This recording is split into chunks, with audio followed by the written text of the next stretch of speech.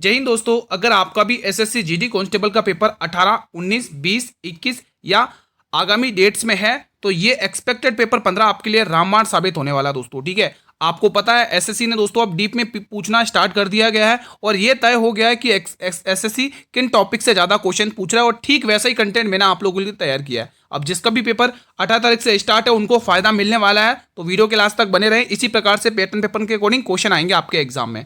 पहला प्रश्न, क्षत्रिय नृत्य को शास्त्र नृत्य का दर्जा किस वर्ष में दिया गया था? एक बार सभी स्टूडेंट कमेंट करके ये बता दें कि आपका एग्जाम किस डेट में है और किस शिफ्ट में है। तो यहाँ पे आपको ऑप्शन नंबर सी टिक कर लेना है। क्षत्रिय नृत्य दोस्तों आपको पूछेगा असम में, ठीक है, तो यहाँ पे आपको टिक कर लेना है। अब दोस्तों आपको डेली क्लास अटेंड करनी है इसी टाइम पर, ठीक है। आप जब डेली क्लास अटेंड करोगे, डेली रिवीजन करोगे, तभी तो एग्जाम में क्वेश्चन आएगा। आप एक दिन पहले अटेंड करते हो फिर कहते हो क्वेश्चन ही नहीं आया एग्जाम में, ठीक है मेरे भाई। तो ऐसा नहीं, आपको डेली अटेंड करना है, क्वेश्चन आएगा एग्जाम में। मस्तिष्क का कौन सा भाग शरीर का संतुलन बनाए रखने में मदद करता है? बताएंगे आप लोग, बहुत ही इंपॉर्टेंट है। बिल्कुल नए पैटर्न के अकॉर्डिंग क्वेश्चन अब मैं करवाने जा रहा हूं दोस्तों, ठीक, थोड़ा डीप में करवाऊंगा क्वेश्चन, आप रिवीजन अच्छे से करें बस। यहां पर आप लोग टिक करेंगे ऑप्शन नंबर बी सेरेबेलम। अगला क्वेश्चन देखेंगे आप लोग, क्वेश्चन नंबर 3, पुंगचोलम किस राज्य का एक प्रसिद्ध ड्रम नृत्य है? पुंगचोलम किस राज्य का एक प्रसिद्ध ड्रम नृत्य है? इसका सही जवाब हो जाएगा मणिपुर। यहां पे आप लोग बी वाला ऑप्शन टिक कर लेंगे दोस्तों, ठीक है।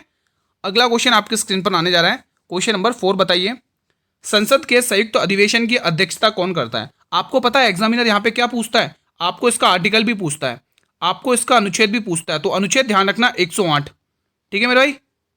फिलहाल आपको इस प्रश्न का आंसर क्या मिलेगा दोस्तों? डी वाला ऑप्शन, लोकसभा अध्यक्ष। अगला क्वेश्चन, क्वेश्चन नंबर 5 बताइए, गांधी जी ने किस वर्ष साबरमती आश्रम की स्थापना की थी? बताइए दोस्तों, बहुत इंपॉर्टेंट क्वेश्चन है। तो यहां पर क्या जवाब आएगा? 1917, ठीक है। अब देखो गांधी जी से रिलेटेड एग्जामिनर क्या क्वेश्चन पूछ सकता है। मैंने कहा था थोड़ा आज यूनिक कंटेंट तैयार किया है, बिल्कुल डीप में एग्जामिनर के थ्रू, और वही पॉइंट टू पॉइंट क्वेश्चन रखे जो एग्जामिनर पूछेगा। नटाल कांग्रेस की स्थापना पूछेगा आपको, 1894 में होती है, दक्षिण अफ्रीका में की थी गांधी जी ने, ठीक है। हरिजन सेवक संघ की स्थापना गांधी जी ने 1932 में की थी। फिनिक्स आश्रम की स्थापना गांधी जी ने 1904 में की थी। और इंडियन ओपिनियन, यंग इंडिया और नवजीवन, ये अखबार भी आप ध्यान रखेंगे, ये पत्रिकाएं भी गांधी जी ने ही प्रकाशित की थी, ठीक है। तो ये कुछ इंपॉर्टेंट फैक्ट है, मैं पूरी उम्मीद करूंगा कि आपको चीजें क्लियर हो रही हैं। क्वेश्चन नंबर 6, संसद के निचले सदन जिसको लोकसभा कहते हैं, इसको भंग करने का अधिकार किसके पास है? मुझे एक बार कमेंट करके बताइए, लोकसभा का गठन किस अनुच्छेद के तहत किया जाता है? फिलहाल दोस्तों इसका आंसर आप टिक करेंगे यहाँ पर, राष्ट्रपति के पास है, पीएम की सलाह पर, ठीक है, ध्यान रखना। अगला क्वेश्चन देखेंगे आप लोग, विटामिन B12 का रासायनिक नाम क्या है? देखो विटामिन से क्वेश्चन पूछे जा रहे हैं, विटामिन से क्वेश्चन पूछे जा रहे हैं, या तो केमिकल नेम पूछ रहा है या फिर उस विटामिन की कमी से कौन सा रोग होता है ये पूछा जा रहा है, ठीक है। तो फिलहाल इस प्रश्न के अकॉर्डिंग इसका सही आंसर होगा साइनोकोबालामिन, ऑप्शन नंबर बी। अगला क्वेश्चन देखेंगे आप लोग, बौद्ध धर्म के त्रिरत्न में क्या शामिल नहीं है? क्या शामिल नहीं है आपसे ये पूछा, मतलब एक चीज क्लियर हो चुकी है कि त्रिरत्न का संबंध किससे? बौद्ध धर्म से, ठीक है। तो इसमें क्या शामिल नहीं है? तो इसमें दोस्तों आप ध्यान रखोगे अहिंसा शामिल नहीं है दोस्तों, ठीक है, अहिंसा शामिल नहीं है। विश्व का सबसे बड़ा डेल्टा कौन सा है? बताइए दोस्तों। देखो अगर आप सभी स्टूडेंट कमेंट करेंगे ना कि सर मैं तो रीजनिंग की क्लास भी लगा दो, तो मैं आपको आज 8 बजे वाली क्लास में मैं तो रीजनिंग की क्लास लगा सकता हूं दोस्तों, ठीक है। सभी के कमेंट्स आने चाहिए कमेंट बॉक्स में। देखो और वही क्वेश्चन रखूंगा जैसा अभी आपकी जो शिफ्टों में पूछा गया है, मैं तो रीजनिंग का कंटेंट, ठीक है, वैसे ही कंटेंट लेके आऊंगा आप लोगों के लिए। फिलहाल यहाँ पे आप लोग क्या टिक करेंगे? ऑप्शन नंबर कहेंगे सुंदरबन का डेल्टा, ठीक है, सुंदरबन का डेल्टा। आप अब मुझे बताइए, देखो मैंने बहुत बार पढ़ा है, आप मुझे बताइए किन दो नदियों से मिलकर बनता है सुंदरबन का डेल्टा? कमेंट बॉक्स में बताना। अगला क्वेश्चन देखेंगे, क्वेश्चन नंबर 10, संविधान के किस अनुच्छेद के तहत समान न्याय और मुक्त कानूनी सहायता का प्रावधान है? बहुत ही इंपोर्टेंट क्वेश्चन है। तो यहाँ पे आर्टिकल 39 का ए आपको टिक कर लेना है। अगला प्रश्न, भारत में पहली बार विमुद्रीकरण किस वर्ष किया गया था? भारत में पहली बार विमुद्रीकरण किस वर्ष में किया गया था? सही जवाब 1946 आपको टिक कर लेना, ऑप्शन नंबर ए। अगला क्वेश्चन, अगर आप चाहते हैं इसी प्रकार से क्लास चले डेली और पीडीएफ भी मिले, तो आप सभी से एक रिक्वेस्ट है, चैनल को सब्सक्राइब जरूर कर लेना आप लोग, ठीक है।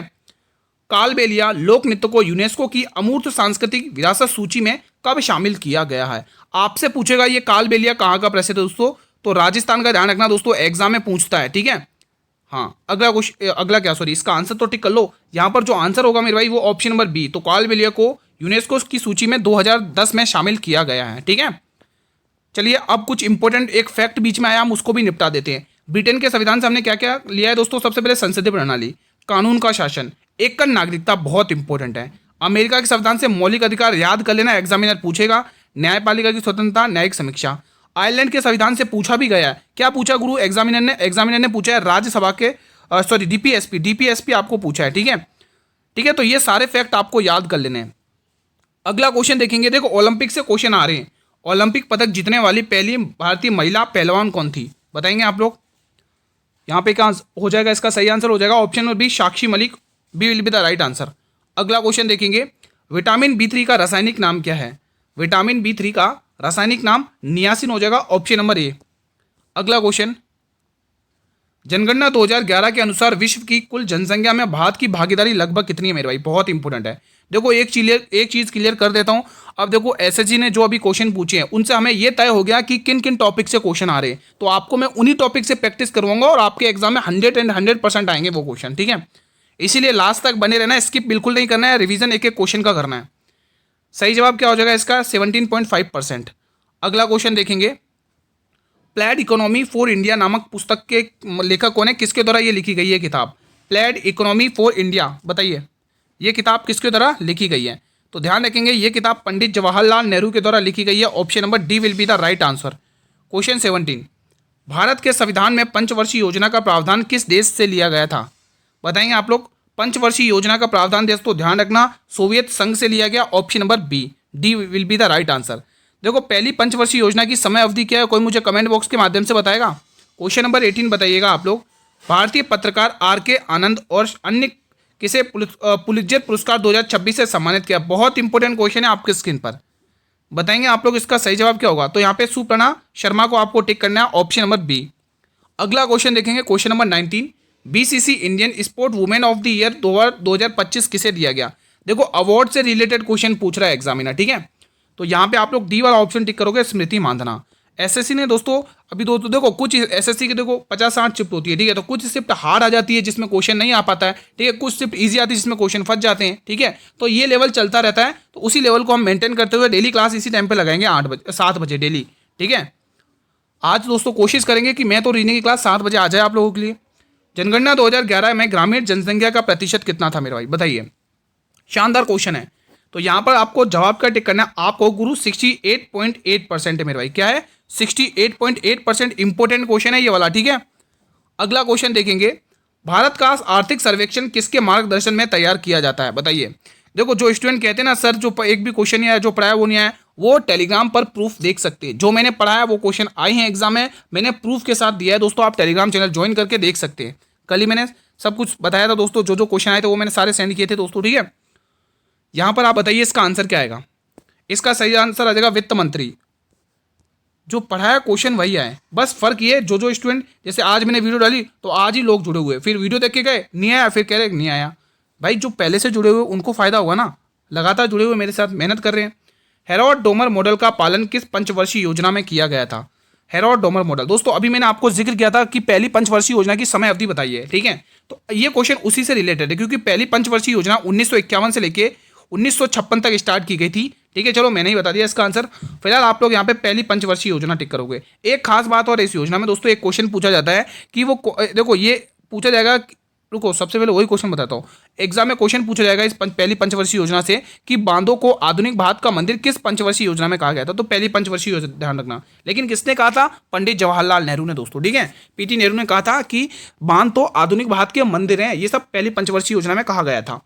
चंद्रभागा उत्सव किस राज्य में मनाया जाता है? बताएंगे आप लोग। इंपोर्टेंट क्वेश्चन है ये वाला, तो ध्यान रखेंगे मेरे भाई, ये राजस्थान में मनाया जाता है, option number D will be the right answer.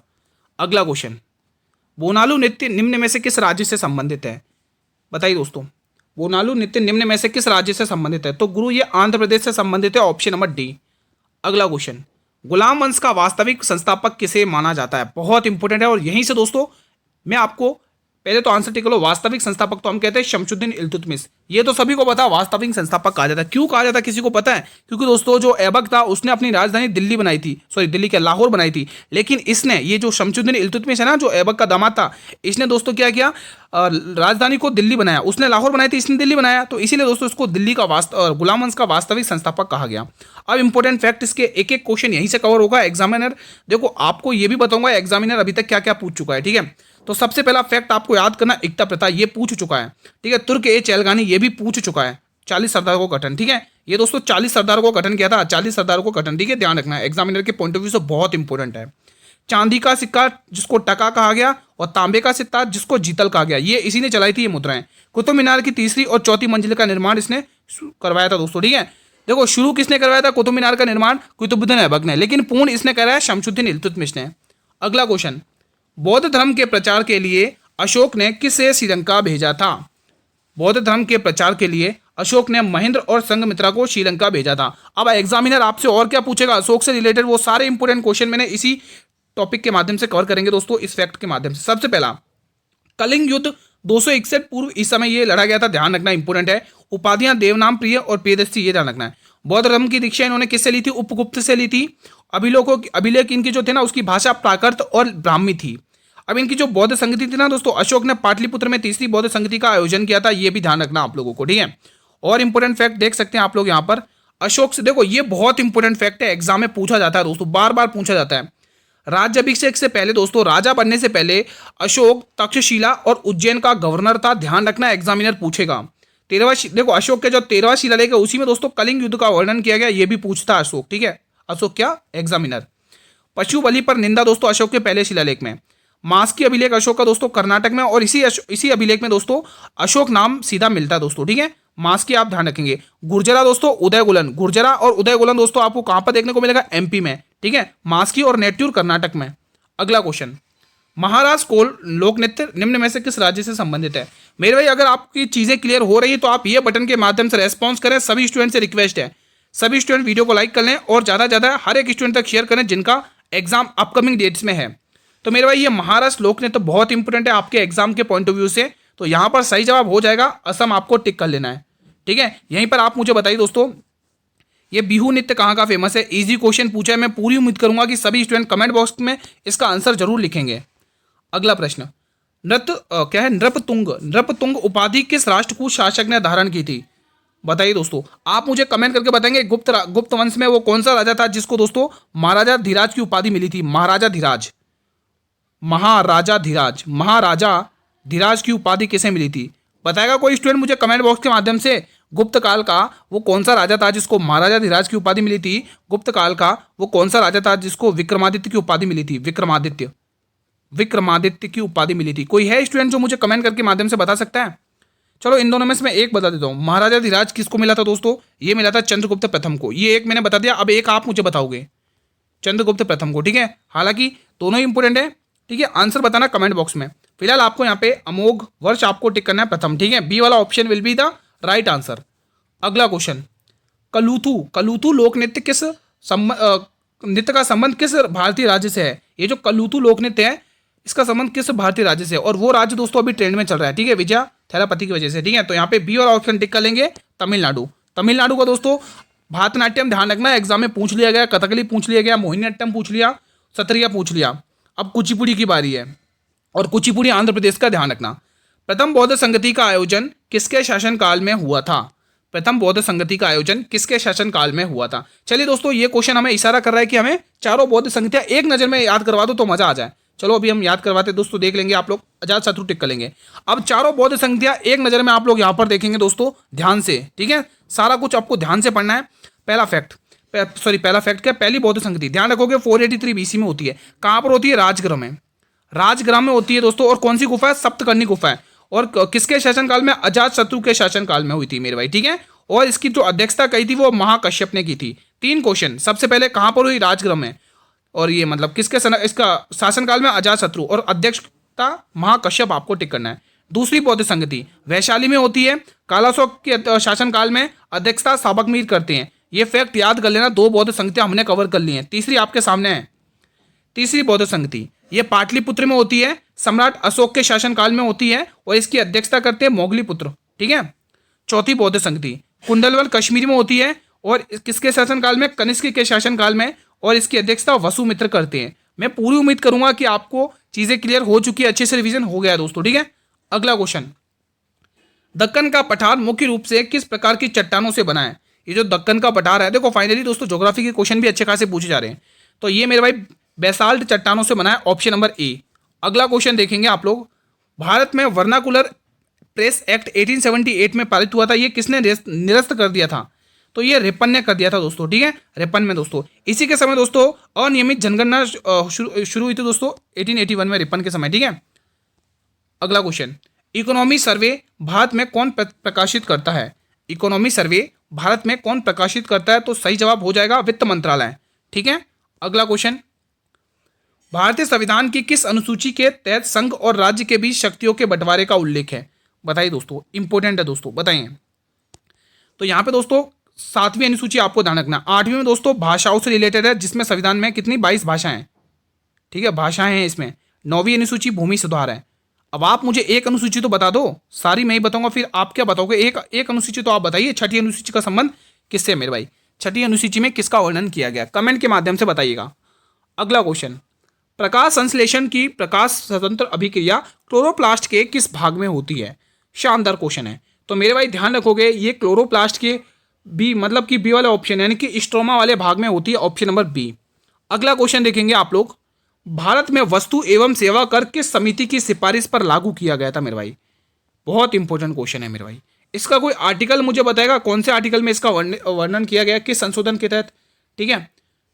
तो यहां पर आप क्या टिक करोगे? ऑप्शन नंबर 1 केलकर समिति। अगला क्वेश्चन देखेंगे यहां पर आप लोग, हिमालय के किस भाग को शिवालिक और मध्य हिमालय के बीच स्थित अनुदैर्घ्य घाटियों के रूप में जाना जाता है? शानदार क्वेश्चन है। तो दोस्तों इनके जो बीच की घाटियां होती हैं उन्हें दून कहते हैं, ऑप्शन नंबर बी। फिलहाल अगला क्वेश्चन भी देख लेते हैं। किरण देसाई को उनके किस उपन्यास के लिए 2006 में मतलब मेन बुकर पुरस्कार मिला है? मेन बुकर पुरस्कार मिला है, इंपॉर्टेंट है। तो द इनहेरिटेंस ऑफ लॉस दोस्तों, ये आपको ध्यान में रखना है, ठीक है मेरे भाई, ठीक है। The God of small thing, ये पुस्तक अरुंधति रॉय की है, अरुंधति रॉय, ठीक है, अरुंधति रॉय आपको नाम याद रख लेना है। The White Tiger Arvind Adiga. अब आप मुझे बताइए, अरविंद अडिगा, आप मुझे बताइए दोस्तों ये किसकी है? डी वाले ऑप्शन का, ये किसकी पुस्तक है? Midnight children. आप मुझे बताएंगे ये जो मिडनाइट चिल्ड्रन है दोस्तों, ये किसकी पुस्तक है? ये आपके मुझे कमेंट के माध्यम से बताइए, ये पुस्तक किसकी है। फिलहाल अगला क्वेश्चन है, क्वेश्चन नंबर 39 बताएंगे आप लोग। ओलंपिक चार्टर के अनुसार ओलंपिक खेलों की अवधि अधिकतम कितने दिनों तक हो सकती है? बहुत इंपॉर्टेंट क्वेश्चन है। तो सही जवाब आ जाएगा यहाँ पे 16 दिनों तक ये हो सकती है। अगला क्वेश्चन देखेंगे, भारतीय संविधान के किस अनुच्छेद के तहत राज्यपाल को अध्यादेश जारी करने की शक्ति है? तो इंपॉर्टेंट क्वेश्चन है, एग्जाम में भी पूछा गया ये, ठीक है। यहाँ पे आर्टिकल 213 आपको याद करना है। अगला क्वेश्चन देखेंगे, क्वेश्चन नंबर 41, दक्कन का पठार और गंगा के मैदान के बीच कौन सी पर्वत श्रेणी विभाजन का कार्य करती है? शानदार क्वेश्चन है, बताइए इसका आंसर। तो विंध्य पर्वत श्रेणी आप लोग ध्यान में रखोगे मेरे भाई, option number B will be the right answer. अगला क्वेश्चन देखेंगे यहाँ पे, भारतीय संविधान का कौन सा अनुच्छेद संसद के सचिवालय से संबंधित है?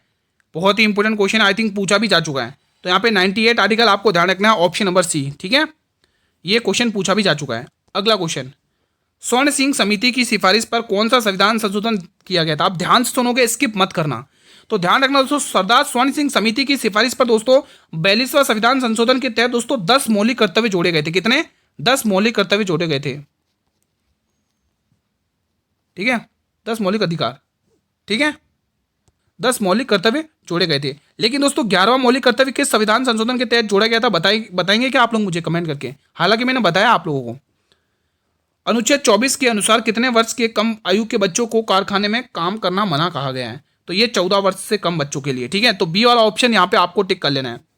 क्वेश्चन 45, ट्यूरिन इटली में आयोजित होने वाले 2025 स्पेशल ओलंपिक विश्व शीतकालीन खेल में भारत ने कुल कितने पदक जीते हैं? भारत ने दोस्तों कितने पदक जीते हैं, ये क्वेश्चन आपसे पूछा है। तो आप कहोगे 16 पदक जीते हैं। कितने? 16। अगला क्वेश्चन, जिसमें शायद मतलब कि 6-7 कुछ स्वर्ण पदक हैं, हाँ 7 हैं स्वर्ण पदक हैं, 6 रजत पदक हैं और 3 कांस्य पदक हैं। 2025 एशियाई कुश्ती चैंपियनशिप में स्वर्ण पदक जीतने वाली पहली भारतीय महिला कौन बनी है मेरे भाई? बहुत ही शानदार क्वेश्चन है, बताइए, सभी स्टूडेंट को बताना है, इंपॉर्टेंट क्वेश्चन है, बताइए इसका आंसर। देखो आपको हिंट देके जा रहा हूं, आपको इन दोनों में से मुझे कमेंट करके बताना है, ठीक है, होमवर्क क्वेश्चन है। आपको दोस्तों बी और सी में से आपको मुझे हिंट दे रहा हूं मैं, आप लोगों को बताना है इन दोनों ऑप्शन में से कौन है दोस्तों, ठीक है, क्योंकि आंसर इन्हीं दोनों ऑप्शन में है।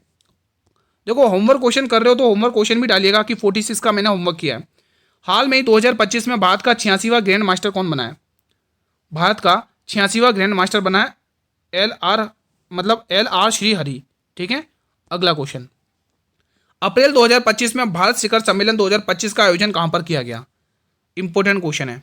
तो यहां पर आपका सही जवाब हो जाएगा हैदराबाद में इसका उद्घाटन मतलब कि आयोजन किया गया। तो option number B will be the right answer. अगला क्वेश्चन देख लेते हैं। देखो बजट से क्वेश्चन पूछा जा सकता है, आप 2025-26 का भी पढ़ लेना और अभी जो लेटेस्ट बजट था ना 2026-27 का, वो भी आप पढ़ सकते हैं। केंद्रीय बजट 2025-26 के अनुसार वित्तीय वर्ष 2025-26 के लिए अनुमानित राजकोषिक क्या है दोस्तों, मतलब बताना आपको, वो रेट बतानी है, ठीक है। तो फिस्कल डेफिसिट क्या है दोस्तों, तो 4.4% आपको टिक करना है, ऑप्शन नंबर सी। अगला और अंतिम प्रश्न आपके स्क्रीन पर है बजट का ही। केंद्रीय बजट 2025-26 का मुख्य विषय क्या है, थीम पूछिए इसकी आपसे, ठीक है। तो यहाँ पे बताना, आत्मनिर्भर भारत ये नहीं होगा, विकसित भारत हो सकता है क्या, विकसित भारत भी नहीं होगा, डिजिटल इंडिया ये भी नहीं होगा। तो जवाब आएगा ऑप्शन नंबर सी, सबका विकास। क्या टिक करोगे, सबका विकास, ठीक है। तो इसी क्वेश्चन के साथ आज का सेशन में यहीं पर वाइंड अप करता हूं। बताइए आप लोगों ने ईमानदारी से कितने क्वेश्चन बनाए इन 50 में से, ठीक है। अब आपको डेली क्लास अटेंड करना है, एक भी दिन क्लास मिस नहीं करना है, एक भी क्वेश्चन मिस नहीं करना है, क्योंकि अब दोस्तों हमें ये पता चल चुका है, एक आइडिया लग चुका है कि एसएससी जीडी किन टॉपिक्स पर क्वेश्चन पूछ रहा है।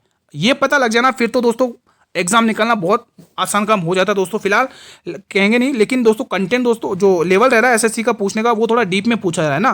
तो दोस्तों एक हिंट मिल गया कि किन टॉपिक से क्वेश्चन फिक्स हो गए कि आ रही है। तो आपको इसी प्रकार से डेली क्लास अटेंड करनी है मेरे भाई। सेशन अगर पसंद आया, चीज़ें क्लियर हुई मेरे भाई, तो आप सभी से रिक्वेस्ट है इस वीडियो को रेस्पॉन्स करें, लाइक करें और शेयर करें अपने हर एक स्टूडेंट तक जिनका एग्जाम दोस्तों, हर एक मित्रों तक जिनका एग्जाम आगामी डेट्स में है।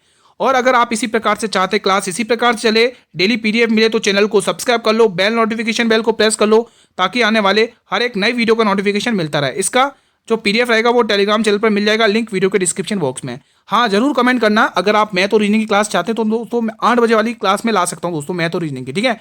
मिलेंगे नेक्स्ट क्लास में, तब तक जय हिंद जय भारत।